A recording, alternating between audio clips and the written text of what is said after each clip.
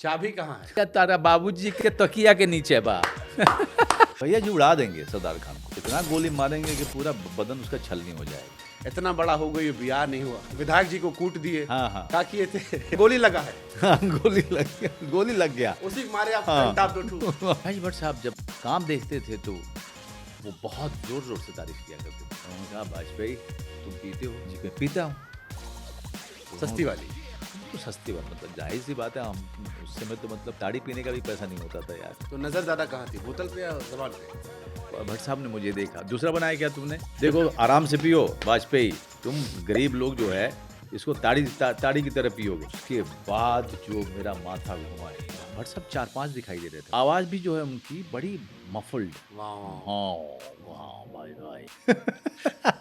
50 रुपया शायद आप उधार लेकर दिल्ली निकले थे, और कोई आप दोस्त था, वो कहते थे भिखमंगा हो तुम। रविंदर चौधरी मेरा दोस्त है। 50 रुपया लौटाया नहीं लौटाया आप? नहीं हम कभी लौटाते थोड़ी हैं, दोस्तों का पैसा नहीं लौटाता मैं। हमको लग रहा है इसीलिए पंकज जी ने भी चप्पल उठाने वाला लौटाई नहीं। जब सुपरस्टार ने पूछो तो फिर वही शाहरुख सलमान आमिर आता है जी। आता नहीं आप लोग के मन में कि यार ये क्या रह गया, मतलब जो उनको है जो हमको नहीं? सुशांत सिंह राजपूत, आपसे कैसे रिश्ते थे उनके? बहुत अच्छे, बड़े भाई की तरह मानता था। क्रिकेट देखते हैं सर? सचिन तेंदुलकर जिस दिन से रिटायर हुए मन उठ गया। क्या था सचिन में ऐसा जो आपको इतना मजा आया? विराट कोहली, रोहित शर्मा आज दुनिया की बेस्ट टीम में बेस्ट प्लेयर्स हैं, राइट? लेकिन वो लोग टीम को कंधों पे नहीं लेके चल रहे हैं। वो पुराने दिन, आशिकाने दिन, होश की नमी में भीगे वो पुराने दिन। एक बात आपने कही जिसको सुन के मैं कल रात मेरे हाथ पांव सुन्न पड़ गए। मैंने फोन पर अपने पिताजी से कहा कि बाबूजी अब हो गया, हाँ जाइए। जाइए। 1 महीने या 2 महीने से वो होश में भी नहीं थे। तो मेरी छोटी बहन ने कहा कि आप बोलिए इनको जाने के लिए। मैंने कहा ठीक है, तुम फोन बाबूजी के कान पे लगा दो। हैप्पी मैरिज लाइफ का फॉर्मूला क्या है? पत्नी हमेशा सही होती है। भोजपुरी सिनेमा को लेकर इतना सारा क्वेश्चन कि यार अश्लीलता परोसी जा रही है, ये हो रहा है, वो हो रहा है, क्या इनकी जिम्मेदारी नहीं बनती कि अपना रीजनल सिनेमा जो है उसको थोड़ा सा और नेक्स्ट लेवल ले जाए? बिहार वाले इतने यूपीएससी काहे क्लियर करते हैं? ये पावर भैया जी में जो हमने देखा, ये हमने पहले सुना है। हाँ। हमने सुना है कि मनोज वाजपेयी जी जो हैं वो अपने इलाके में गुंडाई करते थे। कब आ रही है भैया जी? 24 मई को। क्योंकि उस पर भी मीम बना कि पकड़ किसी ने खींचा और लिखा भैया जी कब आ रही है।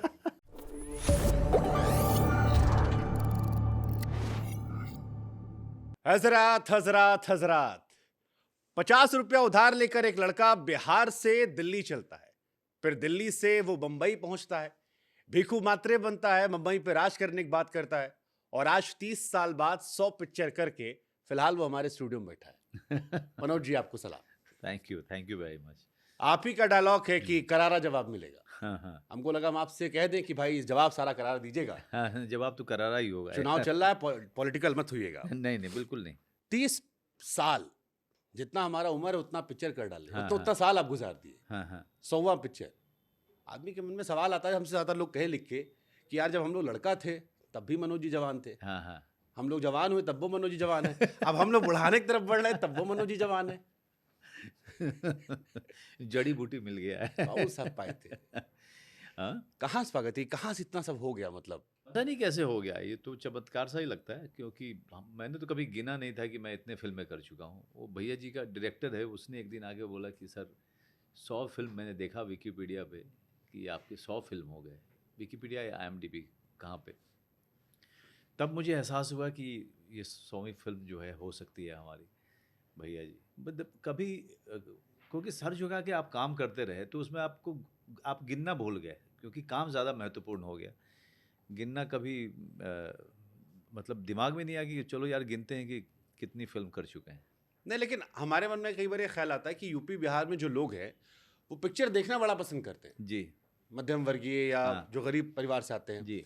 लेकिन हमारा लड़का काम करे ये पसंद नहीं करते। हाँ, वो कहते हैं यार कहाँ नाचने गाने जा रहे हैं। हाँ बिल्कुल। तो जब आप 100 पिक्चर कर रहे हो हाँ। तो आप पीछे मुड़ के देखते हो तो कोई कहा, आपको याद नहीं है कोई गांव देहात में कहा हो या अब्बा बाबूजी कहे हो कि यार यही काम धंधा कर लो? मेरे ग्रैंडफादर जो है बहुत तकलीफ में आ गए थे जब उन्होंने सुना कि मैंने जो है रामजित से ग्रेजुएशन करने के बाद मैंने जब ये न्यूज़ अपने फैमिली को दिया था तो उन तक बात पहुंची, और जब मैं वापस गया तो उन्होंने मुझसे बात करना बंद कर दिया था, मेरे ग्रैंडफादर ने, दादाजी ने। हाँ वो बहुत नाराज़ थे। मतलब क्या वो उनका कहना था क्या ये भांडगिरी शुरू कर दिया, और भांड मतलब हाँ। नचनिया बोलते थे। हाँ, मतलब हमारे कहते ना कि नचनिया गवैया। हाँ बिल्कुल। तो वो बहुत नाराज़गी थी उनको। बाकी जो समाज था वो थोड़ा-सा पीठ पीछे ज़्यादा हँसता था कि ये ये कौन-सा काम करने गए हैं ये। तो मुझे लगता था कि इन लोगों को पता नहीं है कि थिएटर होता क्या है। उनके लिए थिएटर था कि रामलीला या फिर नौटंकी या गाँव में लौंडा नाच। या गाँव में लौंडा नाच। उनके लिए यही सब था। उनको उनका एक्सपोज़र नहीं था, तो मैंने भी कहा कि किसको-किसको मैं सफाई देता फिरूँगा। तो बहुत कम मैं गाँव जाता था। मैं 1.5 साल में 1 बार, 2 साल में 1 बार, 3 साल में 1 बार मैं जाता था गाँव। तो इसलिए कभी उस तरह से लगा ही नहीं कि इनको मुझे आंसर करना है। नहीं तो आपको गंभीरता से लेना कब शुरू किया लोगों ने? मतलब एक तो होता है कि आप चले गए, फिर हुआ कई बार लोगों ने डाउट किया, जैसे ओमपुरी जी का मैं कहीं सुन रहा था कि जब वो ओमपुरी जी और नसीर जी बॉलीवुड में गए, तो लोगों ने कहा बे तुम्हारी शक्ल देख के तुम हाँ, कैसे यकीन कर सकते हो तुम हीरो बनोगे? मुझे तो गंभीरता से सत्या के बाद ही लेना शुरू किया लोगों ने। बाकी समय तो उनको लगता रहा कि थोड़ी बहुत गंभीरता उनके अंदर में आई थी जब स्वाभिमान सीरियल करता था मैं डीडी पे। हुँ। तो वो रोज़ आता था और गाँव देहात में या फिर दिल्ली जैसे शहर में औरतों में बहुत पॉपुलर था, औरतों बच्चों में। दोपहर में वो सब देखते थे, तो उनमें बहुत पॉपुलर हो गया था मैं। तो थोड़ी बहुत गंभीरता उनके अंदर आई थी, लेकिन फिर भी ऐसा कुछ नहीं था। लेकिन सत्या के बाद उनको लगा कि ये कुछ अनोखा काम हो गया। क्योंकि सत्या के बाद बहुत सारे मुझे इतना पता है कि न सिर्फ एक्टर बनने के लिए, डायरेक्टर बनने के लिए लोग भागे, हुँ। बल्कि अचानक बिहार के लोगों को लगा, छोटी जगहों के लोगों को लगा कि अगर ये बन सकता कुछ, गाँव छोड़ के, घर छोड़ के अगर ये कुछ बन सकता है, तो हम क्यों नहीं? तो बाकायदा एक बहुत पलायन हुआ बहुत सारे यंग लोगों का। नहीं, हमने सुना कोई शायद के मेनन साहब ने शायद कहा था कि अगर सत्या ना होती, तो आप जैसे लोग या इरफान खान या नवाज़ जैसे लोग जो आगे बड़े अच्छे-अच्छे कलाकार बने, हुँ। ऐसी फ़िल्में ना मिली होती तो शायद इनको उम्मीद ना होती और फिर आज ये सब इतने बड़े स्टार ना होते। बेसिकली केके का कहना यही है कि हम जैसे नाक नक्श वाले लोग और थिएटर से आए हुए लोगों को कैरेक्टर रोल के अलावा कोई सोचता नहीं था। लेकिन बीकू महात्रे ने पॉसिबल किया हम सब के लिए, मुझे मेरा करियर दिया और मेरे जैसे जितने भी थिएटर के लोग थे और दिखने वाले लोग थे आड़े-टेढ़े, सबके बारे में बड़ी गंभीरता से लोग सोचने लगे उनको लीड रोल देने के लिए। तो जैसे-जैसे चीज़ें मैं करता गया वैसे-वैसे मेरे लिए चीज़ें खुलती गई। ना सिर्फ़ चीज़ें मेरे लिए खुली, बल्कि जो मेरे साथ के थे या मेरे जैसे देखने वाले थे या मेरे बैकग्राउंड अरे, आप सुंदर दिखते हैं, आप हाँ, काहे अपने आप को नहीं, नहीं अंडरएस्टिमेट कर रहे हैं? मतलब जिस तरह के की जो हमारी हिंदी फ़िल्मों में रिवायत है जिस तरह की चॉकलेटी चेहरा वाला। हाँ, एक ख़ास तरीके का गुड लुकिंग, हाँ, कन्वेंशनल बॉडी-वॉडी बढ़िया कन्वेंशनल होल। गुड लुकिंग, हाँ। बॉडी-वॉडी, तो वो उन सब से अलग था मैं। तो और ये सब अलग थे, इरफ़ान हो चाहे केके हो, फिर बाद में नवाज़ आया। नवाज़ जब तक आया तब तक चीज़ें बहुत बदल चुकी थी। हालाँकि उनका भी लंबा स्ट्रगल रहा। लेकिन हमने हाँ, सुना कि सत्या में जो सीन है जहाँ पर आप ऊपर खड़े होकर पहाड़ पे चिल्लाते हैं, हाँ, हाँ। वो एक्चुअली हमको कहा कि आपकी बिल्कुल हालत खराब थी, हालत टाइट अब थी मुझे और नीचे पैर पकड़े थे शायद हाँ, लोग। मुझे वर्टिगो है। हाँ, मतलब ऊँचाई से जो है मैं नीचे नहीं देख सकता हूँ, मुझे प्रॉब्लम है बहुत ज़्यादा। और आप अनुराग कश्यप और सौरभ शुक्ला गाली दे रहे थे। हाँ, उनको गाली देता था कि ये क्या है, मुझे हटाओ यहाँ से। हाँ, जब मैं डरता हूँ तो गुस्सा होता है। हाँ, गुस्सा जो है मेरा मेन इमोशन होता है और गुस्से में फिर गाली निकलती है। तो डर के कारण गुस्सा आ रहा था।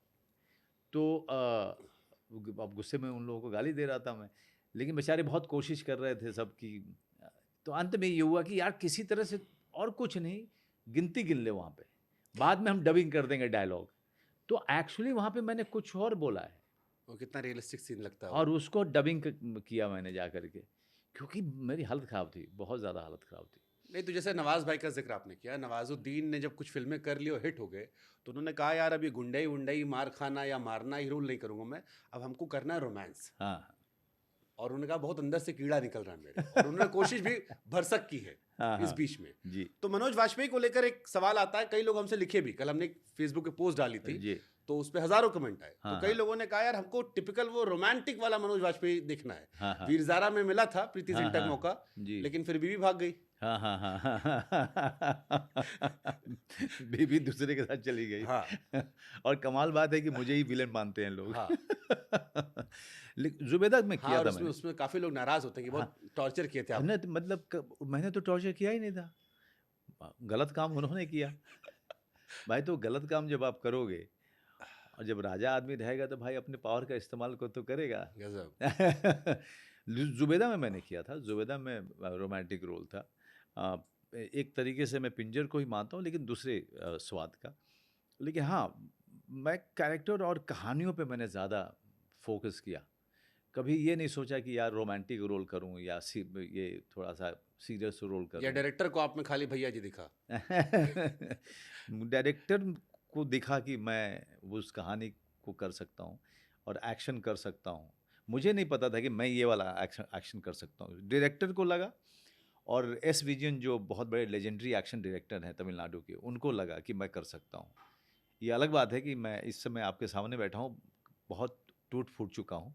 लेकिन पर्दे पे देख के अच्छा लग रहा है कि ये सारा अचीव किया हमने भैया जी में। ना, लेकिन भैया जी में जो हमने देखा ये हमने पहले सुना है। हाँ। हमने सुना है कि मनोज वाजपेयी जी जो हैं वो अपने इलाके में गुंडई करते थे।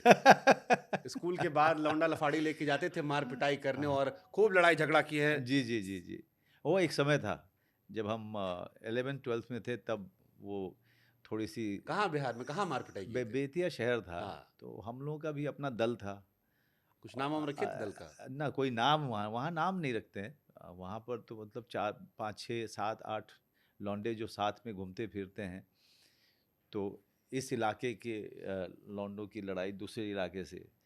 तो अब उस इलाके में सिनेमा हॉल में फ़िल्म लगी है अमिताभ बच्चन की। अब उधर जाना है तो सबसे बड़ा रिस्क है। अब उसी हॉल में लगी है, तो सब तैयारी से और जाते थे अमिताभ इधर। को देख के आपको हीरो बनने का शौक चढ़ा था?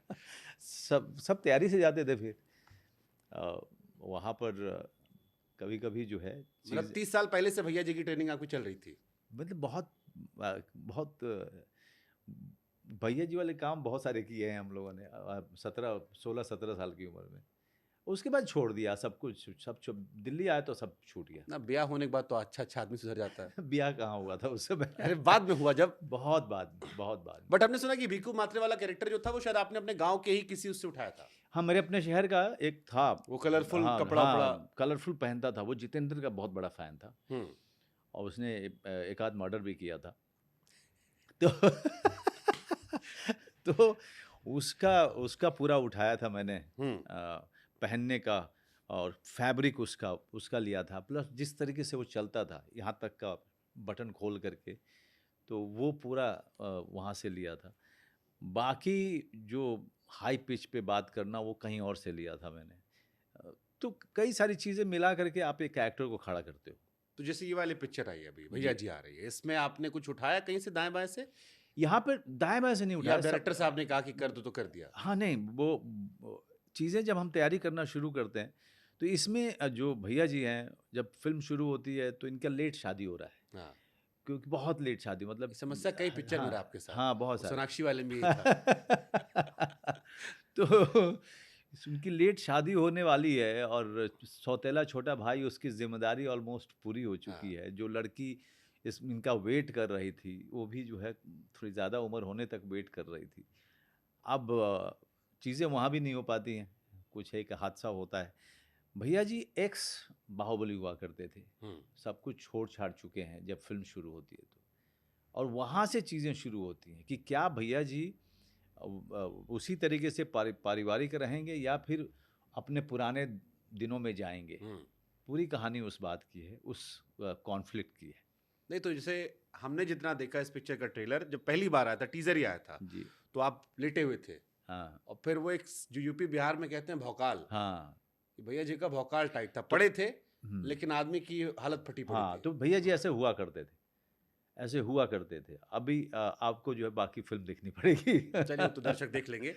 हाँ, अब हमने ये भी सुना कि ₹50 शायद आप उधार लेकर दिल्ली निकले थे और वो कोई आप दोस्त था वो कह रहे थे भिखमंगा हो तुम। हाँ, रविंदर चौधरी मेरा दोस्त, अभी भी बहुत अच्छा दोस्त है वो। तो ₹50 लौटाए नहीं लौटाया अब? नहीं, नहीं, हम कभी लौटाते थोड़ी हैं, दोस्तों का पैसा नहीं लौटाता मैं। जब अब अनलेस एंड अनटिल कि वो भुखमरी में हो, तो भुखमरी में अगर हुआ करते थे वो लोग तो भाई आपके पास 50 क्या फिर 2000 है तो 2000 दे दीजिए। तो हुँ। दोस्ती तो यही होती है। लेकिन लौटाते उता ब प दोस्तों का पैसा थोड़ी लौटाया जाता है। वो हमको तो लग रहा है इसीलिए पंकज जी ने भी चप्पल उठाने के बाद लौटाए नहीं। पंकज प्यार बहुत करता है। किया था बहुत हमने एक हाँ, इंटरव्यू उनका। जी, अच्छा बहुत प्यारा इंटरव्यू था। जी।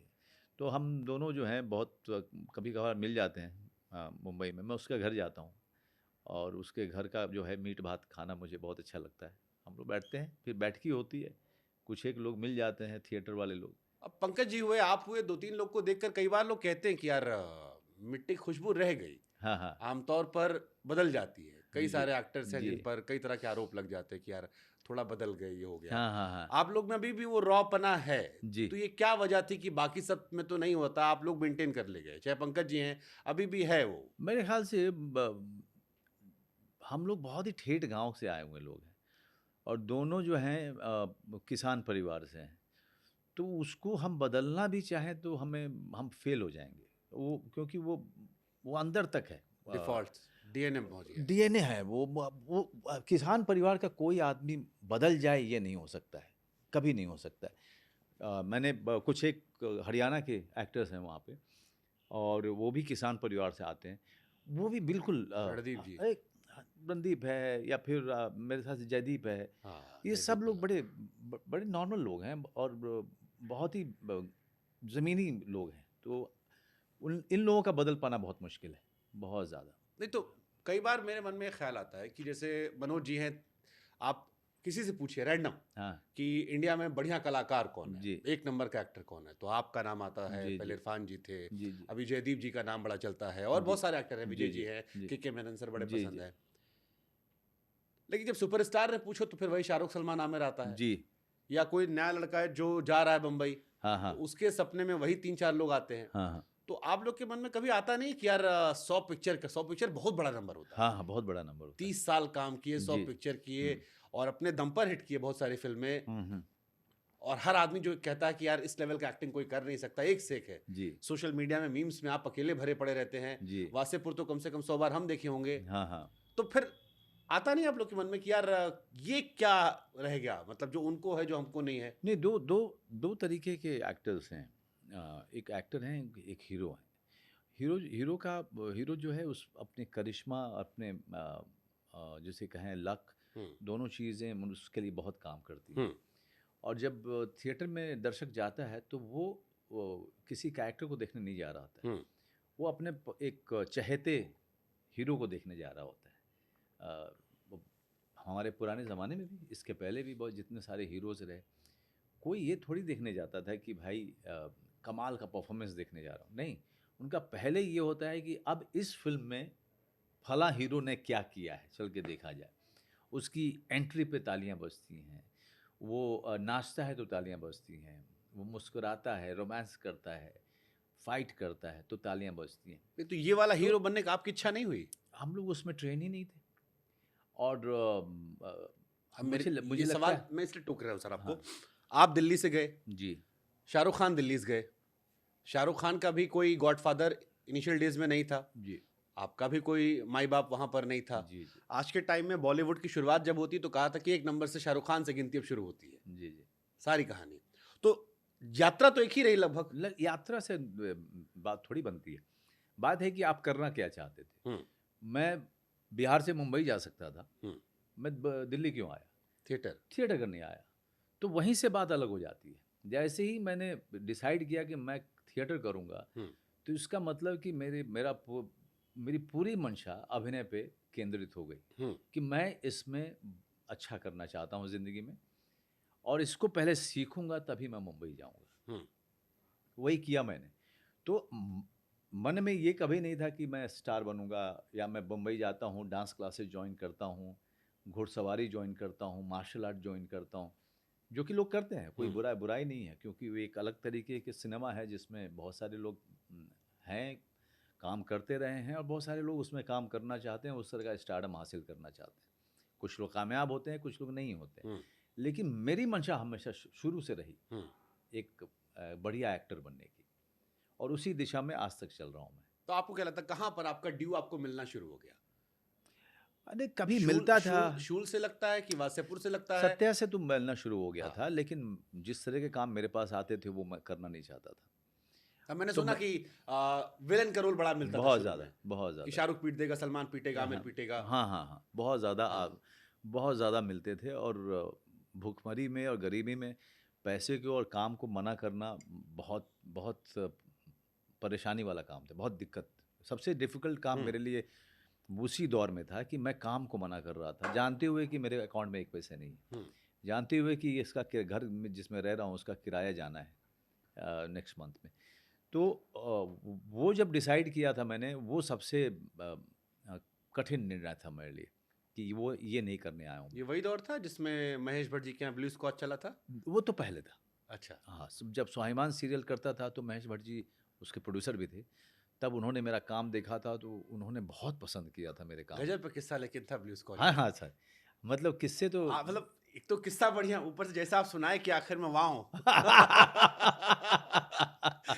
क्या हुआ था उस वक़्त? कैसे फ़ोन आया था? नहीं फ़ोन भट्ट साहब बहुत पसंद करते थे मुझे, बहुत ज़्यादा। और क्या देखा था उन्होंने? कौन-सा रोल देखा था वो आपका? स्वाभिमान में मेरा काम, हाँ। स्वाभिमान सीरीज़ जो कि रोज़ आता था सीरियल डेली सोप था और उसके प्रोड्यूसर थे। तो कभी-कभी बैठ जाते थे देखने के लिए कि देखूँ तो सही जो मैं प्रोड्यूस कर रहा हूँ उसमें क्या चल रहा है। तो मैं भाग्य से जो है मेरा वाला एपिसोड आ रहा था और उन्होंने बैठ कर के पूरा मेरा देखा और फिर यूनिट के लोगों को फ़ोन किया कि भाई ये लड़का कौन है? ये मुझे पता ही नहीं चला, क्या कास्टिंग हुई? तो उन्होंने बताया मेरे बारे में। उन्होंने कहा कि उसका नंबर भेजो मुझे। और उस दौरान में पेजर हुआ करता था। तो उस पे मैसेज आया मुझे, कॉल मी महेश भट्ट, फिर नंबर दिया था। आपको लगा नहीं कोई हाँ, उनको क्यूट बना रहा है? मुझे लगा कि यार ये तो कुछ लग रहा है कोई बेवकूफ़ बना रहा है। लेकिन पीसीओ में जाके देखता हूँ तो उस समय शाम के 7:30 बज रहे थे और पीसीओ से फ़ोन किया तो जब आवाज़ आई हेलो, तब मैं समझ गया ये महेश भट्ट है। मैं मनोज वाजपेयी बोल रहा हूँ। अरे भाई, तुम किस मिट्टी के बने हो? तुम कहाँ हो? मैंने कहा जी मैं यारी रोड में रहता हूँ। ऑटो का पैसा है तुम्हारे पास? मैंने कहा जी है। तो ऑटो ले लो और जू के फलां सोसाइटी में आ जाओ। मैं पहुंचा उसी दिन गए थे या अगले दिन? उसी दिन, उसी समय बुलाया अच्छा। उन्होंने। महेश भट्ट साहब जब काम देखते थे तो वो बहुत ज़ोर ज़ोर से तारीफ़ किया करते थे, कभी पीछे नहीं हटते थे। और मैं उनके घर पहुंचा, उनकी ये दोनों बच्चे अब तो खैर बड़े हो गए हैं, तो उसमें छोटे छोटे थे। और बुला करके जो है तारीफ़ की। उसके बाद उन्होंने कहा देखो भाई मैं पीता तो हूँ नहीं, तुम पीते हो? तो उस समय मैं भी पीता था। मैं जी मैं पीता हूँ। तो सस्ती उन्होंने वाली? हम तो सस्ती बात, मतलब जाहिर सी बात है, हम उस समय तो मतलब ताड़ी पीने का भी पैसा नहीं होता था यार। तो मैंने कहा जी तो ठीक है, मैं तुमको तुम्हारे लिए बनाता हूँ मैं। तो भट्ट साहब एक समय पे बहुत बड़े हाँ। दारू पीने वाले थे, एक्सट्रीम। एक्सट्रीम थे। तो उनके पास में एक ब्लू लेबल विस्की रखी हुई थी जो कि बहुत महंगी आती है। और उन्होंने कहा वाजपेयी तुमने जो है तुम्हारी ज़िंदगी आज मैं बना दूंगा। जो तुमने परफॉर्मेंस दिया है, तुम नसीर के बाद के समय के सबसे बड़े एक्टर मैंने तुम। तो इतनी बड़ी बड़ी बातें कर रहे थे, मतलब मैं तो एकदम सातवें आसमान पे था, क्योंकि अभी तक तो लोग जो है जूते ही मार रहे थे वहाँ पे हमें। तो नज़र ज़्यादा कहाँ थी, बोतल पे या ज़बान पे? नहीं, जो तारीफ़ थी उसी पे थी। लेकिन मुझे लगा ठीक है, कितनी भी महँगी होगी, सारी दारू का काम माथा घुमाना ही है ना, हाँ। तो मत्ता ही घुमाएगा और क्या करेगा ये। लेकिन मैंने एक पिया तो कुछ नहीं हुआ, ऐसा लगा जैसे पानी पिया। फिर जो मैं दूसरा खुद ही जब चले गए उधर तो चुपके से बना कर के मैं पीने वाला था, तब तक भट्ट साहब ने मुझे देखा, दूसरा बनाया क्या तुमने? तो मुझे बहुत शर्मिंदगी हुई कि इन्होंने पकड़ लिया। देखो आराम से पियो वाजपेयी, तुम गरीब लोग जो है इसको ताड़ी की तरह पियोगे, तुम आराम से पियो नहीं तो ये ना गिर जाओगे तुम यहाँ पे। मुझे लगा क्या गिर जाऊंगा यार, ऐसा क्या है। और पी गया। उसके बाद जो मेरा माथा घूमा है, जो अगर मैं बता नहीं सकता हूँ। भट्ट साहब 4-5 दिखाई दे रहे थे मुझे। एक भट्ट साहब, अब मुझे समझ नहीं आ रहा है कि ये वाले भट्ट साहब को देखूं या ये वाले भट्ट साहब को देखूं या ये वाले भट्ट साहब। लिटरली 4-5 दिखाई दे रहे थे भट्ट साहब मुझे। आवाज़ सुनाई पड़ रही थी? आवाज़ भी जो है उनकी बड़ी मफल्ड, वाह वाह। हाँ हाँ भाई भाई यार, जिस तरह की आवाज़ आ रही थी। मैं कैसे आया हूँ वहाँ से मुझे ही पता है। तो रात को छोड़ने आए थे वो?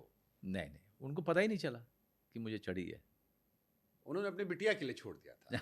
नहीं, जो उनका मैंने किस्सा सुना था कि पहली हाँ। बार जब उन्होंने छोड़ा तो उनका किस्सा था कि उनकी 2 दिन की बेटी ने उनको देखकर मुंह घुमा लिया था। पूजा मेरे ख्याल से। नहीं, हाँ, शाहीन का अच्छा, शायद था। शाहीन के शाहीन साथ। आलिया की जो बड़ी जी, बहन जी, है, जी, जी। उनको देखकर मुंह घुमा लिया और उसके बाद उन्होंने तय किया हाँ, हाँ, अब जिंदगी में नहीं पीऊँगा। नहीं पीऊंगा। आप जी, भी? लेकिन बिल्कुल वो बिल्कुल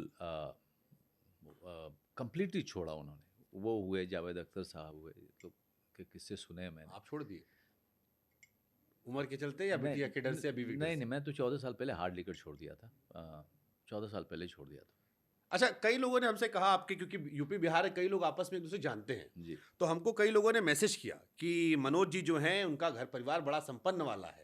वो कई बार कहते हैं कि हम गरीब रहे, पैसा लिख रहे, ऐसा कुछ है या बैकग्राउंड कैसा रहा आपका? थोड़ा-सा लोगों को मेरे ख्याल से वो दूर से जाते हैं ना, तो उनको हाँ एक कोठी दिखती है। हाँ हाँ, यही था कि हाँ, अच्छे कोठी। खासे कोठी वाले हाँ, अमीर हाँ। परिवार से मनोज जी, जी जी, हैं। जी, जी, जी। हाँ वो उनको कोठी दिखती है। हाँ हाँ, तो वो कोठी में मेरी पैदाइश हुई थी हाँ और उसके बाद मेरे पिताजी के हिस्से में बहुत ही छोटी-सी जितना उनके हिस्से में आई, वो सोचिए ना कि वो इतनी नहीं थी कि 6 बच्चे पल पाएँ। हम्म, बाबूजी के हिस्से में 2 कमरे थे उस कोठी में।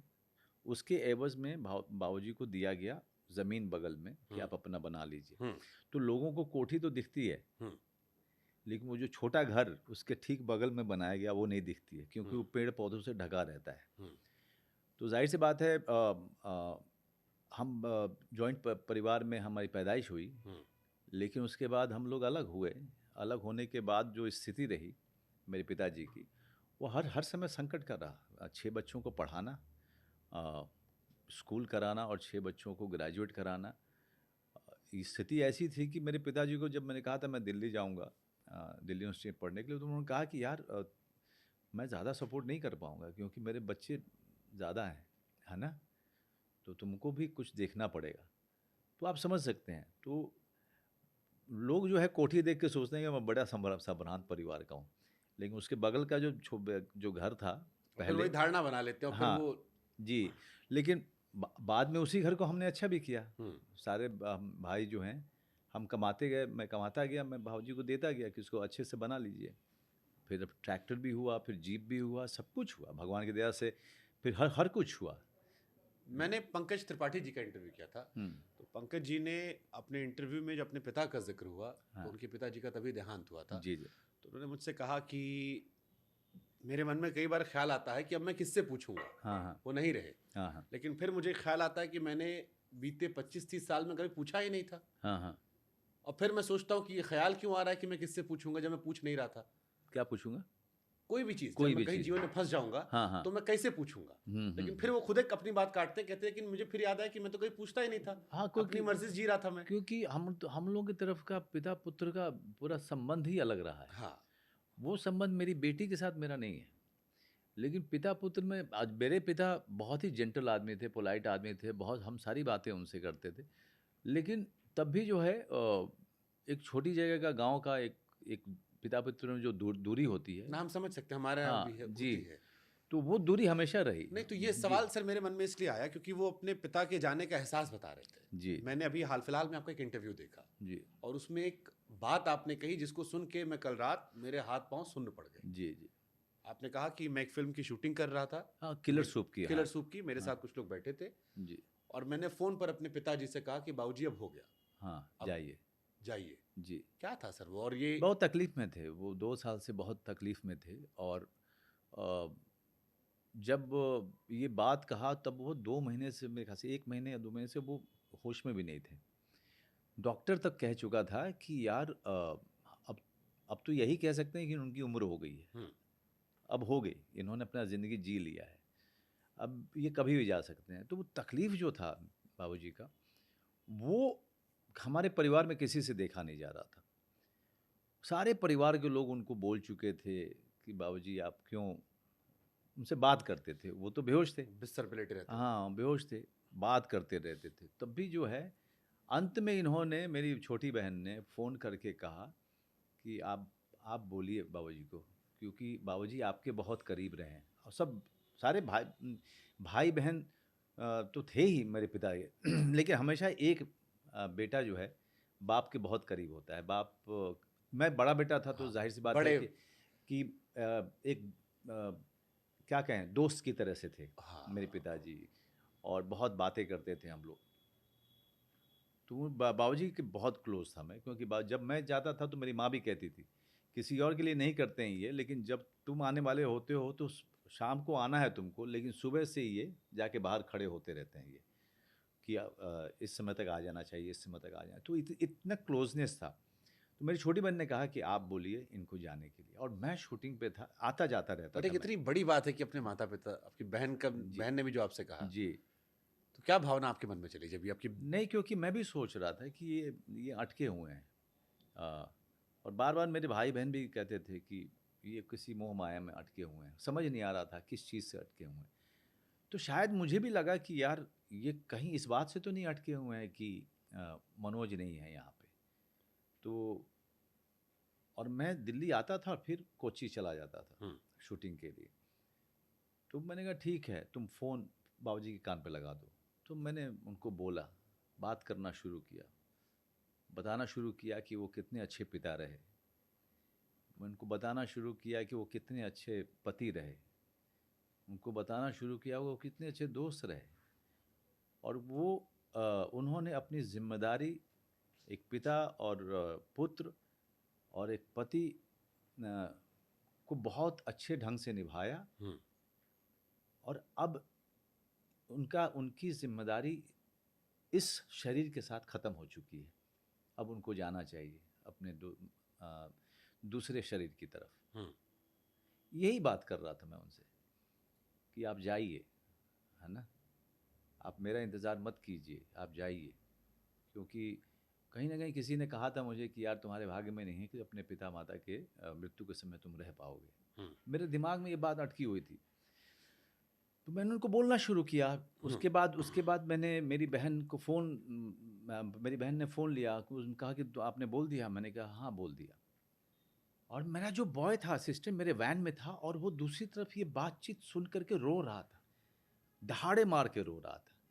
लेकिन मुझे ये बोलते हुए कोई रुलाई नहीं आ रही थी, क्योंकि मुझे मुझे ये लग रहा था, क्योंकि अगर मैं अपने स्वार्थ में रहता तो शायद नहीं बोल पाता।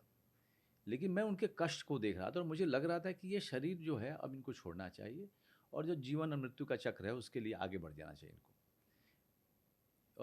मेरा असिस्टेंट रो रहा है, सब लोग रो रहे हैं। मैं अपना गया, शूटिंग किया और जाकर सो गया।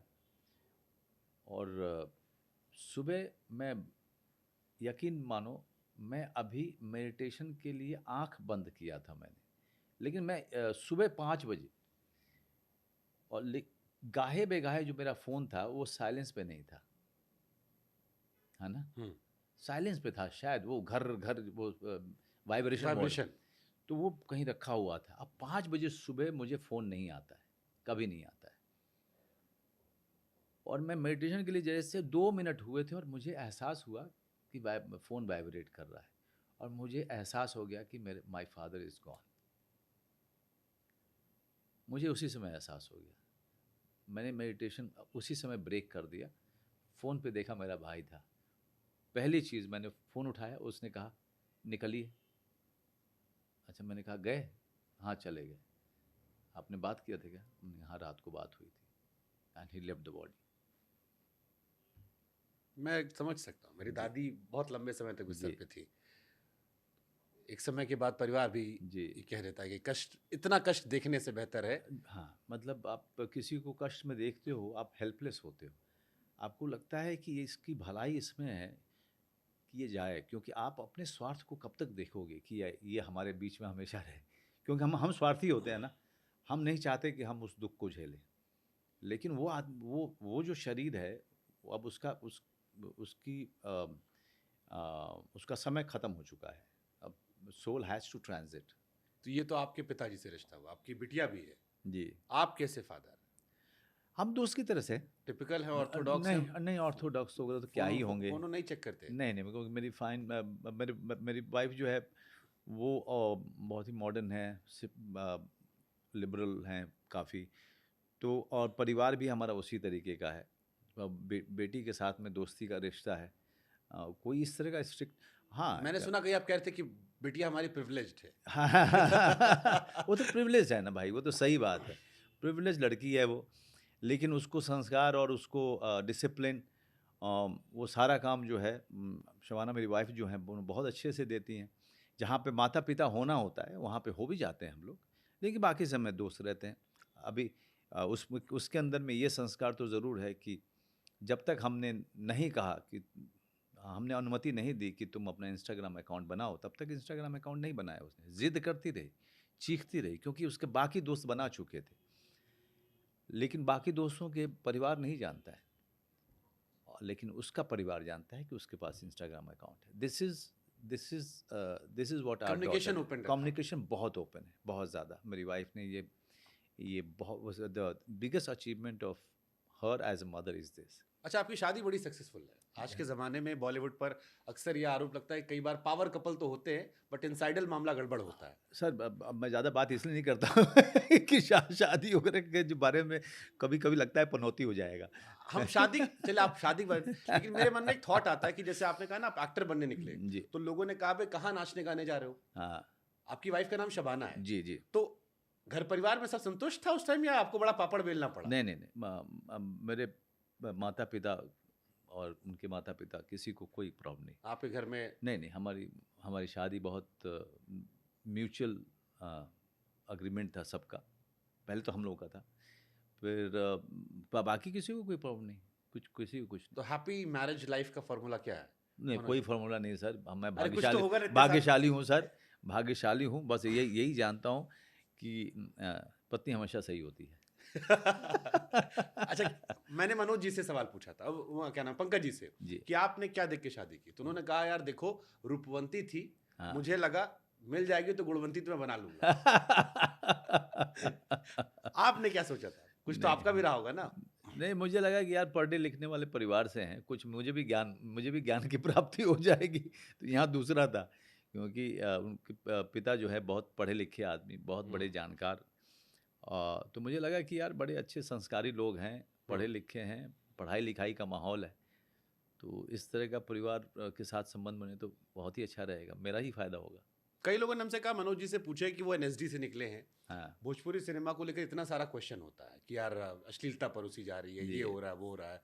मनोज जी जैसे काबिल लोग जो पढ़े लिखे हैं, जो एक्टिंग की पढ़ाई किए हैं, क्या इनकी जिम्मेदारी नहीं बनती कि अपना रीजनल सिनेमा जो है उसको थोड़ा सा और नेक्स्ट लेवल ले जाएं, क्वालिटी फिल्म बनाएं? और अब तो इतने सारे लोग भी हो गए हैं जी जी। बिहार से निकलकर, यही सब आपस से मिलेंगे तो पिक्चर भी सुपर डुपर हिट होगी, पैसा भी छाप लेंगे और भोजपुरी इंडस्ट्री का कद भी बढ़ जाएगा। ऐसा कोई पैसे वाली इंडस्ट्री भोजपुरी इंडस्ट्री रही नहीं है, ये एक मिथ है।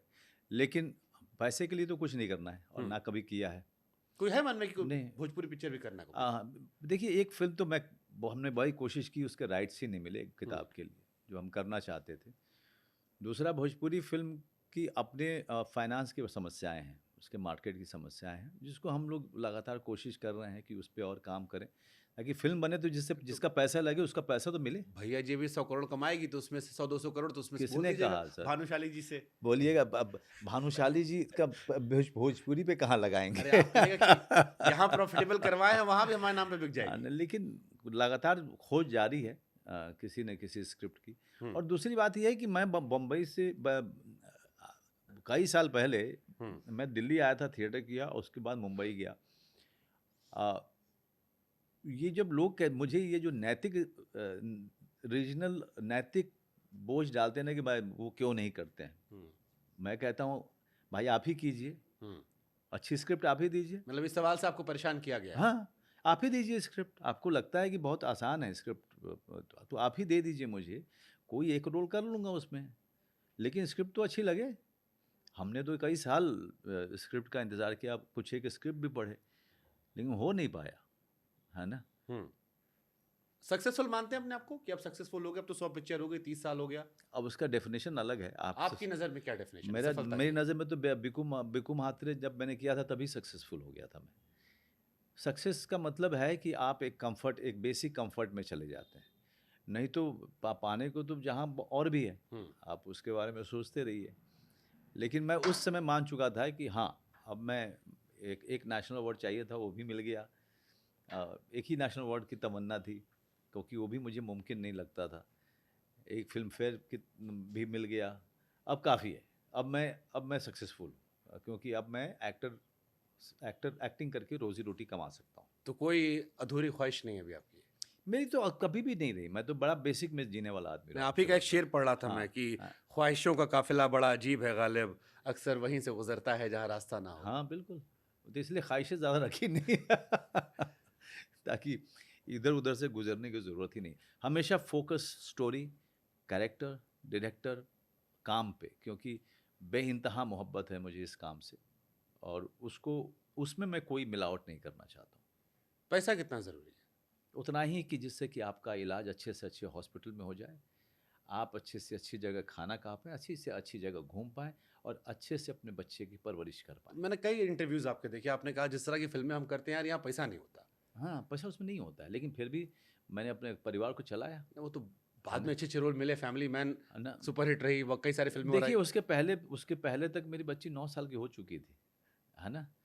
तो फैमिली मैन शुरू हुई और बहुत पैसा आया, ऐसा नहीं होता। कई धीरे-धीरे चीज़ें मार्केट में आपकी पोज़ीशनिंग जो है स्ट्रॉन्ग होती जाती है। Market behaves very differently. It hmm. Is it has nothing to do with the perception of the people. Market का पूरा स्वभाव अलग होता है। अच्छा, इरफान साहब की एक फिल्म आई थी मकबूल। जी। मैंने कहीं सुना कि आप भी करने की बड़ी तमन्ना थी, आपने फ़ोन भी किया था शायद कि यार हमको ले लो, 20-21 बार आपने फ़ोन मिला दिया था। विशाल को बहुत बार फ़ोन किया था हाँ, मैंने। उन्होंने हाँ, मना कर दिया। हाँ, उसने नहीं दिया था मुझे। मेरे ख़्याल से के मेनन कर रहा था उस समय, हाँ। उस रोल को। फिर वो फ़िल्म थोड़ी-सी डिले हुई, तो वो डेट के मेनन हम्म। अ, फिर वो कुछ और करने चला गया के मेनन, जैसा कि मुझे के ने बताया था। कुछ और करने चला गया था, क्योंकि उसको एक घर बहुत पसंद आया था। तो कमाल क्या। वो घर खरीदना चाहता था वो, हम्म। और उसका घर सच में अच्छा है। उस पे टेरेस है, जिसमें उसमें बागवानी करता है के। बागवानी का बहुत शौक है उसे। बहुत करीबी दोस्त है।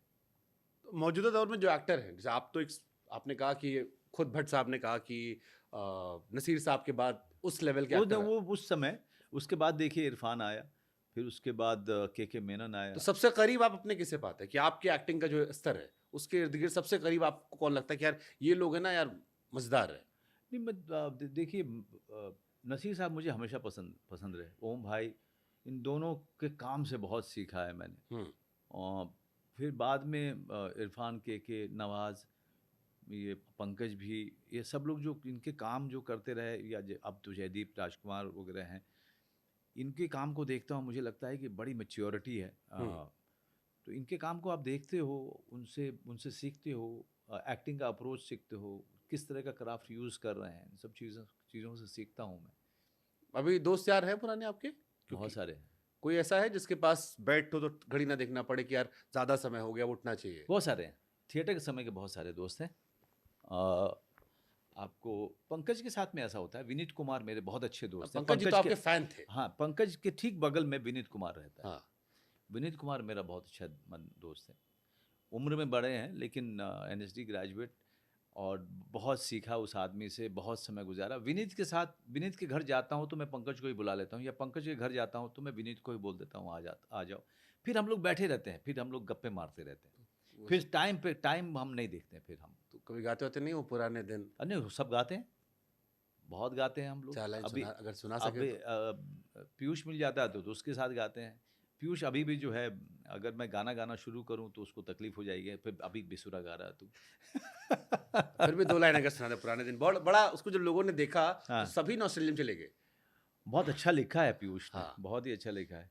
वो पुराने दिन, आशिकाने दिन, होश की नमी में भीगे वो पुराने दिन किधर गए, सब किधर गए, पीछे मुड़ के देखा जाने कब किधर गए, अकेले हैं खड़े, कदम नहीं बढ़े, ये मतलब याद नहीं आ रहा मुझे। दोस्ती यारी क्या है सर आपके लिए? दोस्त कौन होता है? जिसके साथ आपने जीवन का एक बहुत बड़ा लम्हा शेयर किया है, जीवन का एक बहुत बड़ा चंक आपने शेयर किया है। हम्म। अ, मेरे ख्याल से वो वो समय होता है, दोस्तों के साथ में जब ना आपके आसपास माँ बाप होते हैं और ना आपका परिवार जो बाद में परिवार बनता है, वो जो बीच का समय होता है हम्म। जहाँ पर सिवाय एक दूसरे के आपके पास में और कोई सपोर्ट नहीं होता है। मैंने सुना दिल्ली में जब आप थे तो आपका दोस्त लोग हाथ पकड़ के सोते थे, अरे एनएसडी वाला वो जब। बड़ा ब्रीफ मोमेंट था, लेकिन हाँ वो इससे ये दिखाता था कि वो मेरे लिए कितने कंसर्न थे।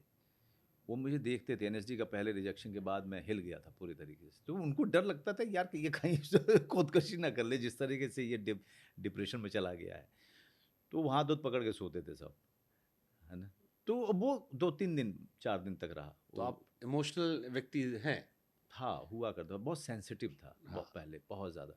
ये स्पिरिचुअल प्रैक्टिसेस के बाद बहुत 90% चीज़ें जो हैं बहुत बैलेंस्ड हो गई। तो कभी लाइफ में दौर आया सर डिप्रेशन ऑपरेशन का? एक ही बार आया था, मैंने बताया आपको, एक ही बार आया। उसके बाद नहीं है सारा? नहीं, ऐसा कभी नहीं रहा। क्रिकेट देखते हैं सर? देखता था। सचिन तेंदुलकर जिस दिन से रिटायर हुए, हाँ। मन उठ गया। क्या था सचिन में ऐसा जो आपको इतना मजा आता था?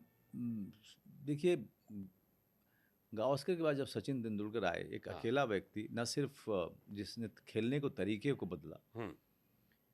और जो उसका पूरी टेक्निक थी, चाहे वो वनडे हो चाहे वो टेस्ट मैचेस हो, जिस तरीके से क्विकली वो आदमी अडेप्ट करता था अपने आप को। और तीसरी बात, यकीन मानिए, विराट कोहली, रोहित शर्मा हाँ। आज दुनिया के बेस्ट टीम में बेस्ट प्लेयर्स हैं, हाँ। राइट। लेकिन वो लोग टीम को कंधों पे नहीं लेके चल रहे हैं। लेकिन आज सचिन तेंदुलकर दुनिया के 4थे नंबर की टीम को अपने कंधे पे लेके चलता था, और साथ में पूरे देश की उम्मीद को अपने कंधे पे लेके चलता था। जब पूरा स्टेडियम चिल्लाता था सचिन सचिन, तो सिर्फ स्टेडियम नहीं, जो टीवी के सामने बैठे हुए 100 करोड़ की जनता, 90 करोड़ की जनता, उस समय सबकी उम्मीद को उसी आदमी के कंधे पे होती थी। इसीलिए सचिन तेंदुलकर महान है। यानी आप आईपीएल वाली जनरेशन के नहीं है? मैं देखता हूँ बीच बीच में। कोई टीम सपोर्ट करते हैं अभी हैं? आईपीएल में जब चलता है, आरसीबी या सीएसके? मैं देखता ही नहीं हूँ। इस बार भी नहीं, जाता हूँ बीच बीच में कभी कभी फिल्मों को प्रमोट करने के लिए। मैं जैसे धोनी जी, आप बिहार झारखंड से आते हैं, तो जी। कभी आप लोग का नहीं रहा संवाद उमवाद? कोई संवाद नहीं रहा है। एक फंक्शन में आज से मेरे ख्याल से 13-14 साल पहले मिले थे हम। उस समय धोनी बहुत चुपचाप थे, तो सिर्फ हाय हेलो हुई। उससे ज़्यादा आप बात आगे नहीं बढ़ी। लेकिन मैंने तो सिर्फ इतना ही कहा कि भाई बहुत बड़ा प्रशंसक हूँ मैं आपका, धोनी, क्योंकि धोनी ने छोटे शहर और गांव से आने वाले प्लेयर्स के लिए रास्ता बनाया, उनके लिए उम्मीद जगाया। अब क्योंकि हम एंड सेगमेंट की तरफ बढ़ रहे हैं, तो कुछ सवाल जो लोगों ने हमें कहे थे पूछ लीजिएगा मनोज जी से स्पेशली, वो हम पूछ लेते हैं। एक सवाल था, बिहार से एक एक्टर आए थे सुशांत सिंह राजपूत जी। मुझे बड़ा ताजुब होता है कई बार कि आज के पीआर के दौर में अभी भी 3-4 साल बाद लोग उनके बारे में हैशटैग चलाते हैं, बिना पेड़ वाला। हाँ। जो दर्शाता है कि मोहब्बत कितनी ज़्यादा थी। कई लोग जाना चाहते हैं कि मनोज जी तो इनसाइडर हैं, क्या हो कुछ अगर बता पाएं उस बारे में? लोगों का ये भ्रम है कि मैं इनसाइडर हूँ। हाँ। मैंने हमेशा कहा है कि इंडस्ट्री के बाहरी कोने पे रह करके मैंने हमेशा काम किया है। जब जब किसी के साथ काम किया तो उस आदमी से दोस्ती हुई मेरी। सुशांत भी मुझे पहले कुछ एक पार्टियों में मिलता था और अपना बहुत सारा स्नेह और प्यार देता था, वो मुझे सम्मान देता था। फिर हमने सोनचिड़िया में काम किया, उसमें बहुत सारी मुलाकातें हुई, हर दिन मुलाकातें हुई। खाना भी बनाता था मैं यूनिट के लिए, खिलाता था सबको। आपसे कैसे रिश्ते थे उनके? बहुत अच्छे, बड़े भाई की तरह मानता था। लेकिन इसको ये ऐसा नहीं कहूँगा कि वो महीने में हम 20 दिन भी मिल पाते थे, ऐसा कभी नहीं होता था। कभी कभी जो है उसका मैसेज आ गया या मैंने मैसेज कर दिया, कभी उसका फ़ोन आ गया। वो मेरा बनाया हुआ मीट भात उसको बहुत पसंद था, तो मैं शूटिंग पे बहुत बहुत खिलाया था मैंने। तो वो बार बार बीच बीच में मैसेज करता था या फ़ोन करता था कि सर जब आप शहर में आए तो खिलाइए, और बहुत अंदरूनी बातें करता था मुझसे कि इंडस्ट्री में कैसे अपना रास्ता बनाया जाए, इन सब चीज़ों को लेकर के। वो क्या है, हैशटैग वाले लोग ना, मैं जैसा देख रहा हूँ कि चीज़ों को थोड़ा ज़्यादा कर देते हैं। मतलब अगर कुछ बोलता हूँ मैं तो उसको किसी और लेके चले जाते हैं, किसी और ही तरफ लेके जाते हैं। इसको हमेशा मानना चाहिए कि मैं एक बड़े भाई की तरह से था उसके ज़िंदगी में, एक छोटे समय के लिए, और तब तक तो उसकी मृत्यु हुई हो गई। ठीक है, वो क्योंकि मामला अभी भी क्लियर नहीं हुआ है, शायद इसलिए लोगों के मन में भावना रुकी पड़ी है हाँ, कि मतलब वो देखिए, अब तक स्पष्ट नहीं हो पाया ना कि क्या था। हाँ, मेरे ख्याल से अब उस पे कुछ छानबीन चल रही थी, राइट? हाँ, अभी भी। हाँ। अच्छा, अब क्योंकि भैया जी आ रही है आपकी फिल्म, हम्म, अब सियासत और बाहुबल का बड़ा गजब का रिश्ता होता है। हाँ हाँ भैया जी में बाहुबल हम देख रहे हैं, बाकी लोग थिएटर में जाएंगे देखने जी, के लिए। इस बारे में हमने चर्चा भी इस पॉडकास्ट में की। कई लोगों ने हमसे कहा मनोज जी बड़े साफ आदमी हैं, हाँ वोकल आदमी, बोल देते हैं, जो दिल में आता है बोल हाँ देते जी, हैं, अपने व्यूज को नहीं छिपाते हैं। हाँ हाँ फिर लोगों ने कहा कि ऐसे आदमी को पॉलिटिकली एक्टिव भी होना चाहिए। हाँ हाँ। अब तो नाम भी है, रुतबा भी है, सब कुछ है। तो आपका कोई पॉलिटिकल एम्बिशन है? दो चीज़ें, मैं 25-26 साल से मुझे ऑफर होते रहे, कौन कौन ऑफर? सारे लोग, सब जगह से हुआ है। ऐसा नहीं कि 2 लोगों ने किया, 2 लोगों ने नहीं किया, हाँ। सब जगह से। और मैंने हाथ जोड़ करके मैंने अपने माफ़ी मांगी है सबसे।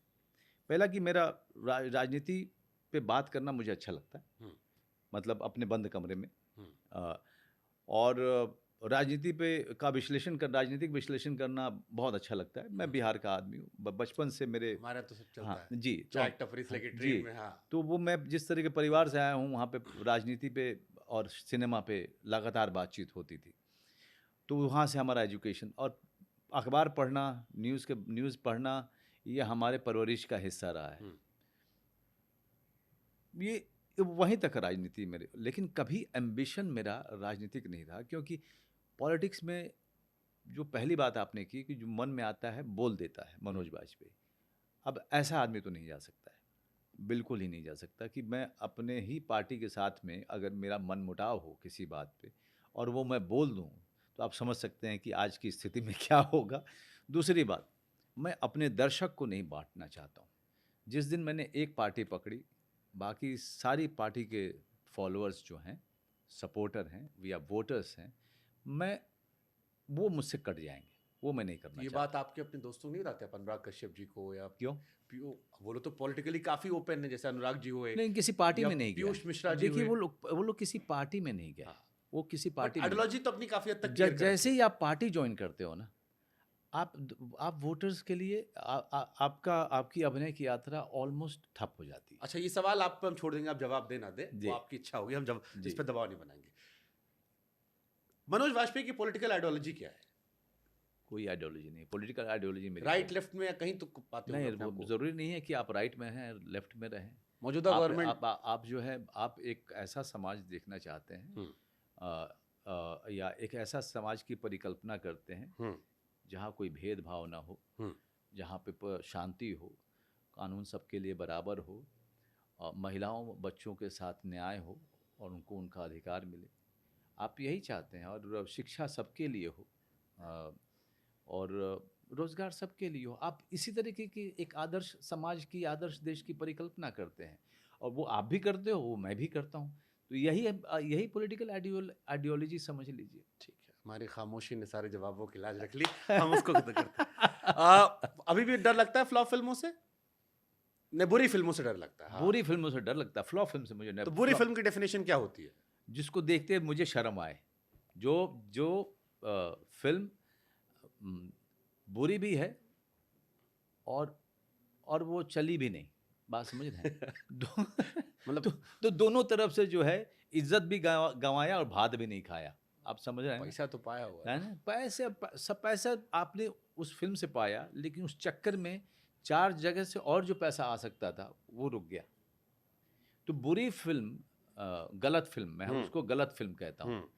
आप फ्लॉप फिल्म में के पार्ट हो सकते हैं, उसमें कोई नुकसान नहीं होगा, बट रॉन्ग फिल्म मत कीजिए। तो 100 पिक्चर आप कर चुके हैं, 100वीं पिक्चर आपकी भैया जी है। इसमें 3-4 रॉन्ग फिल्में गई हैं मेरी। कौन सी थी? नहीं पता। मरवाओगे तुम यार शुभांकर, अच्छा है मैं तुमसे शाम में मिला करूंगा, सुबह सुबह उठा के तुमको बुलाया मैंने। अच्छा, चाय तो आप अभी भी होम्योपैथिक दवा चाटते हो? हाँ, अभी होम्योपैथिक दवा लोग जानते नहीं, बहुत कम लोग जानते हैं कि उसमें चाट खट्टी नहीं, वो मैं ड्रॉप्स लेता हूँ। हाँ। तो ड्रॉप्स 10 बूंद, फिर 15 मिनट के बाद 10 बूंद दूसरा बोतल। इन लोगों को तो पता होगा ना कि वो दवा है, वो कुछ और नहीं है। इनको पता है। जो अनजान आदमी देखता है तो उसको लगता है कि टिकार है सर। लेकिन कम लोग होम्योपैथिक लेते हैं। आप होम्योपैथिक क्यों प्रेफर करते हो? क्योंकि होम्योपैथिक हमारे नाना जी हमको खिलाते थे। मीठी ब- गोली वाली। लेकिन वो उसमें मेरे पिताजी बचपन में लेके जाते तो उस समय होम्योपैथिक डॉक्टर बड़े अच्छे हुआ करते हम्म। थे। पता नहीं क्या चक्कर था कि दो दो खुराक में आपका फूड डाइजेशन खत्म ठीक हो जाता था, एक्जिमा खत्म हो जाता था 5 दिन के खुराक में, हम्म। आपकी स्किन के सारे रोग चले जाते, आपके बाल गिरने रुक जाते थे। लेकिन आज होम्योपैथी क्यों नहीं काम करती है? मुझे ये सिर्फ जागरूकता नहीं हुई शायद, हाँ? शायद उसको लेके प्रचार प्रसार उतना नहीं। नहीं, लेकिन मैं डॉक्टर्स की बात कर रहा हूँ। अब उनका इलाज साल चलता है, 1.5 साल चलता रहता है, 2 साल चलता है। पैसा कम मिलता होगा, खींचते करते होंगे। हाँ, मेरे ख्याल से वो लोग जो है थोड़ा-सा उसका पावर कम कर देते हैं ताकि ये मरीज़ आता रहे ये लगातार, मेरे ख्याल से। आपके नाम पर हमको 2000 सवाल लोगों ने भेजे थे, हाँ, जिसमें से 700 से 1000 सवाल खाली एक थे। क्या? चाबी कहाँ है? उनको बोलिएगा तारा बाबूजी के तकिया के नीचे बा।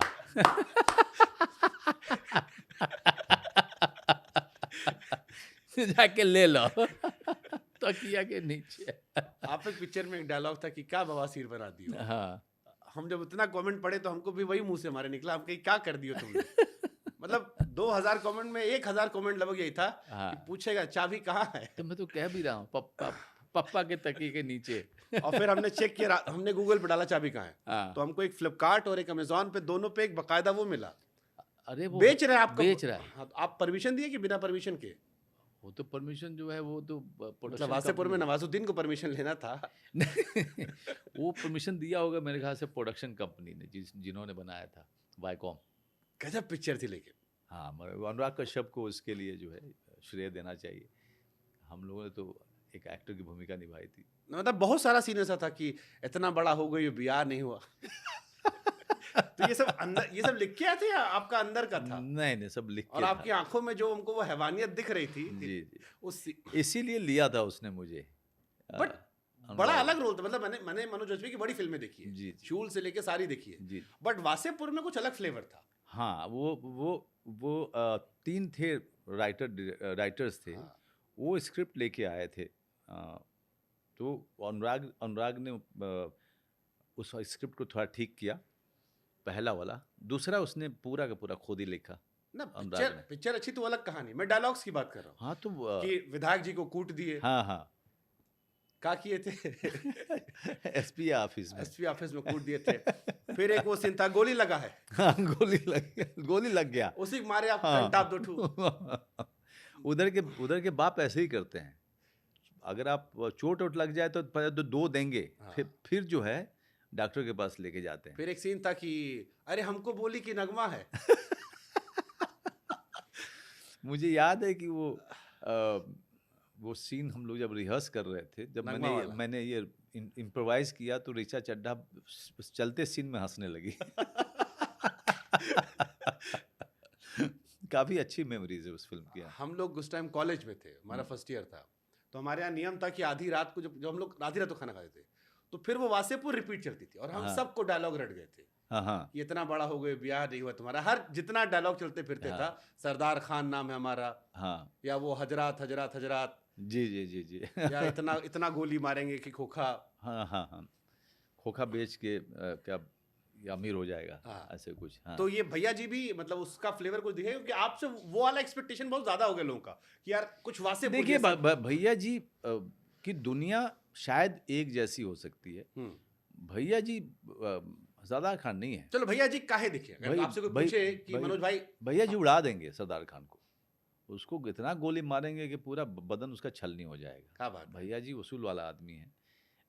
भैया जी एक शांत आदमी है, तब तक जब तक आप जो है ज़्यादा उनको जो है फॉर ग्रांटेड नहीं तो मान लीजिए कोई आपका प्रशंसक पूछे जो वीडियो देखेंगे, वो कहें कि भाई हम भैया जी काहे देखने जाए, हमने मनोज वाजपेयी को फैमिली मैन हम हाँ, देखना चाह रहे हैं, हमने वासेपुर देखी, हम रिपीट देख लेते हैं, शूल अभी भी आती जिस है। वजह से आपने वो सब फिल्में पहली बार देखी थी, हाँ, उसी वजह से भैया जी देखने जाइए। क्या इसमें अच्छी ऐसा है? फिल्म है, हाँ। अच्छा किरदार है, एक ऐसा किरदार जो आपने पहले नहीं देखा, एक ऐसी कहानी जो आपने पहले नहीं देखी। हाँ।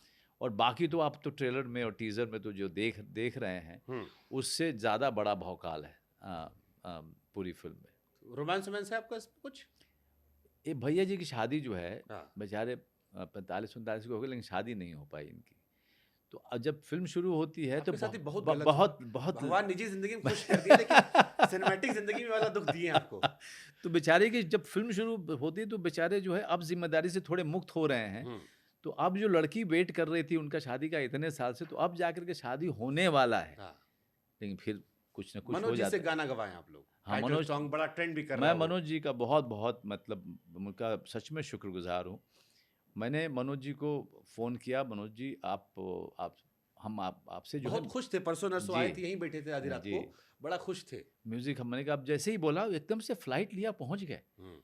मुंबई और 1 घंटे में 2 गाने को फ़ाइनल करके दूसरी फ्लाइट से वापस आ गए। मैंने चुनाव। कहा कि यार ये आदमी कमाल है, इस और ये आदमी रिश्ते निभाना मुझे मुझे लगता नहीं है कि मनोज तिवारी से ज़्यादा अच्छा कोई होगा रिश्ते निभाने में, कोई नहीं तो हिट तो आप ही किए थे ना? है। हैं? नहीं। देखो मनोज तिवारी कोई नया लड़का है। वो जी, वो बता रहे थे, जी। ये हमने आपका इंटरव्यू सुना था, बट ये मनोज जी ने खुद ही बताया हाँ, हाँ। कि शूल पिक्चर में आप लोगों ने कहा जी, कि जी, जी। देखो मनोज तिवारी आया है, हाँ, हाँ। और ये पूरा रात को उन्होंने एक्सप्लेन किया हमें जी, कि कैसे शूल हुआ, फिर आप लोग का वो गाना कितना आइकॉनिक है, जिया जी। वो बिहार के जियो लाला, बिहार के लाला। और इसका वो अभी भी भी ट्रेंड पे है। वो भी जो थी हमारी स्नेहा खानविलकर, वो मुझे एयरपोर्ट पे मिली। हम्म। उसने कहा मनोज सर, मुझे ना लास्ट का एक जो ऊँचे रेंज में गाना गाने वाला कोई बताओ मुझे मनोज सर, और मुझे वासेपुर में वो गाना रिकॉर्ड करना है। आप जल्दी मेरी हेल्प कर दो। तो मैंने कहा यार मनोज तिवारी से बढ़िया कोई है ही नहीं। ऊँचे रेंज में वो आदमी उससे बेहतर तो कोई है ही नहीं हमारे पूरे इलाके में। तो उन्होंने कहा कि आप मुझे नंबर दोगे? मैंने नंबर दिया। मनोज जी आए, 1 घंटे में स्नेहा का मुझे फ़ोन आया कि क्या मैजिशियन आदमी है।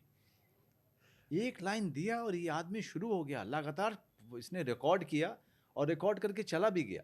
अरे उनको आप मुखड़ा देते हो, पूरा गन्नो बना हाँ, देते हैं। पूरा गाना बना देते हैं वो।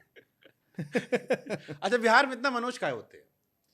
हाँ, मतलब पता नहीं, एक मनोज कुमार जी का ऐसा प्रभाव हुआ मेरे समय में ख़ास करके, आप तो इतने ये सब मनोज एक ही हुए। जनरेशन तो आप लोग की मतलब थी। रोटी कपड़ा मकान, क्रांति, शोर, क्या-क्या फ़िल्में उनकी मनोज कुमार साहब की। लेकिन उनके साथ एक कमाल का, एक मनोज कुमार साहब के साथ एक जितेंद्र। हाँ। तो हर गली में 4 मनोज, 2 जितेंद्र। मनोज अब तो इतने सारे हो गए हैं, थूक दो तो मनोज पे गिरेगा। पक्का, मैं गारंटी देता हूँ। आप भी थूको, देखो आप गिरेगा वहीं पे। एक मनोज ही खड़ा रहेगा वहाँ पे। अच्छा, हम क्योंकि समापन की तरफ अब है, शूल आपकी आई थी, हाँ। एक बड़ा अच्छा किस्सा उसमें आप सुनाए थे कि रवीना जी गई और सारा दोस्त लोग बोले, "ए, वो मिलवा दो।" हाँ। हाँ, नहीं वो सब करते थे सब। मैं जानता था कि ये सब होगा, लेकिन रवीना के आस-पास ना कम से कम 5 सर्कल होता था, जो कि मोतिहारी के एसपी ने दिया था वो पूरा। वो भी और फैन थे? मोतिहारी के एसपी नहीं, उनका मोतिहारी के एसपी का ज़िद था उस समय में हुँ। कि मैं शूटिंग करा के रहूँगा। मैं एक ट्रेडिशन सेट करना चाहता हूँ कि बिहार में शूटिंग हो सकता है और यहाँ पे कोई अपराधी जो है उसको रोक नहीं सकता है। तो रवीना उस समय की सुपरस्टार थी और वो एसपी ने मानना पड़ेगा यार, एसपी राजन करके थे, साउथ इंडियन थे, और उन्होंने पूरी शूटिंग 25 दिन की शूटिंग मोतिहारी में उस आदमी ने कराई। कुछ 2-3 दिन की शूटिंग बेतिया में थी, लेकिन ज़्यादातर मोतिहारी में। जूही चावला जी से मुलाकात है? कभी अभी तो इधर तो नहीं, लेकिन हाँ, स्वामी फ़िल्म की थी मैंने उनके कभी साथ। पूछे नहीं कि हमको मैडम कहाँ हटवा दी थी आप? अरे नहीं, ये पता नहीं कहाँ से ये सब चल रहा है। मतलब बड़ा वायरल रहा ये कि पता आपको एक पिक्चर से हटवा दिया था उन्होंने। पता नहीं ये सब का पता किसी और सब आजकल सोशल मीडिया के ज़माने में बड़े बात कौन-सी कौन बोलता है, क्या जा कर के निकलती है चीज़ें, ऐसी ये बात सही नहीं है। अच्छा, बिहार, अब क्योंकि इस लास्ट में हम हैं, आप बिहार से आते हैं। आपने कहा कि उतने साल पहले भी समस्या थी। अभी भी बिहार में, ये आखिरी क्वेश्चन बिहारी के तौर पर है। मनोज जी से मैंने पूछा कि हुँ, उनका भी एक गाना था कि ए बिहारी, उसमें शुरू होता था, हमका हाँ, बिहारी कहला हमरा का नीक लागल, लेकिन हुँ, कह के तू हंस कह देला, ये हाँ, लाइन थी हाँ, हाँ, कि तुम हंस कह दिए, हाँ, बिहारी कहना ठीक है बट हंसे क्यों? राइट। अब आप बम्बई में काम करते हो, अभी प्राउड बिहारी है या अभी भी थोड़ा होता है कि अगर कोई मैं कह। हमेशा से प्राउड बिहारी रहा हूँ। मैं दिल्ली में था तब भी प्राउड बिहारी था, और मैं आज भी अपने माँ-बाप, भाई, अब तो माँ-बाप है नहीं, भाई-बहन या जो मनोज तिवारी हैं या फिर पंकज त्रिपाठी हैं, हम लोग भोजपुरी में ही बात करते हैं और 50 लोगों के बीच में भी भोजपुरी में बात करते हैं। हमें बड़ा गर्व है हम जहाँ से आते हैं, लेकिन अगर किसी को उससे हँसी आती है, तो ये मेरे बारे में कोई कमेंट नहीं है। ये कमेंट उस आदमी के बारे में है, कि जो वो हंसता है किसी मेरे क्षेत्र के कारण, उसको जिस बात से भी हंसता है, अ, ये बताता है कि उसकी परवरिश कैसी रही है। मैंने हमेशा ऐसा सोचा, मैंने किसी से कभी झगड़ा नहीं किया, कभी भी नहीं, इस बात को लेके, क्योंकि झगड़े से आप आप पे तंज कसा किसी ने कभी ऐसे थोड़ा वो सरकास्टिकली बिहार को लेके बिहारी, हाँ, शुरुआती दौर में या एक जो परसेप्शन बनाने की कोशिश करते हैं थोड़ा दिखाने कि आप गवार हो, देहाती वो हो? बहुत साल पहले की बात अभी है। नहीं होता ऐसा? नहीं, नहीं, नहीं, नहीं, अब मतलब क्या, आपके साथ नहीं, मैं आप तो चलो बड़े स्टार नहीं, बन नहीं, गए, नहीं, बट जो आपके स्टाफ होंगे या उनके साथ? नहीं, नहीं, बिल्कुल नहीं। आज तो मेरे आमने-सामने तो मैं नहीं देखता हूँ। हुँ। पीछे की बात किसी ने कही नहीं है। हम एक समय था, वो समय था, वो 30-40 साल पहले का, हुँ। जब दिल्ली में हो या मुंबई में हो, जहाँ पे बिहार से आने वाले को सब समझते थे कि या तो या तो ये अनपढ़ हैं, गँवार हैं, या फिर ये सब के सब या तो ये क्रिमिनल हैं। आप बात समझ रहे हैं? तो वो ये एक धारणा हटी है, क्योंकि जब बाद में लोगों को पता चला कि इस देश में सबसे ज़्यादा यूपीएससी हाँ, ये जो बिहार वाले हाँ इतने ना, यूपीएससी काहे क्लियर करते हैं ये? क्योंकि गवर्नमेंट जॉब, पावर, पावर। दोनों चीज़ें हैं उससे हासिल होती है ना। एक तो सरकारी नौकरी है, और उससे बड़ी सरकारी नौकरी कोई है नहीं, तो हमेशा एस्पायर तो बड़े के लिए किया जाता है। ठीक है, अब क्योंकि हाँ, समापन है, फैमिली मैन में एक सीन था जहाँ आप उसका पकड़ के खींच लेते हैं, हाँ, हाँ, उस पे मीम बहुत वायरल होता है। जी। एक मीम, एक सवाल उस पे लिख के आया कि कब आ रही भैया जी? 24 मई को क्योंकि उस पे भी मीम बना कि पकड़ किसी ने खींचा और लिखा भैया जी कब आ रही है? मेरे ख्याल से